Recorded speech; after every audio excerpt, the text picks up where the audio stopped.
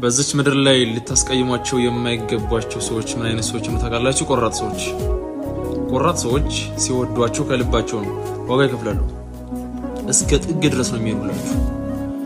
ለነሱ ቦታ ሳይኖራችሁ ሲቀር ለማንነታቸው፣ ለሚሰሩት ስራ፣ ለዓላማቸው ሪስፔክት ከሌላችሁ ግን እየወደዷችሁ እያከበሯችሁ ጥሏችሁ ይሄዳሉ። ጥሏችሁ መሄድ ብቻ አይደለም ከወጡ አይመለሱ። ስለነሱ ማወቅ ከፈለጋችሁ ቤተሰቦቻቸውን ጠይቁ። እህት ወንድሞቻቸውን ብሎክ ያደረጉ ሰዎች ናቸው። ዘር ማንዘሮቻቸውን ብሎክ ያደረጉ ሰዎች ናቸው። ቆራጥ ናቸው።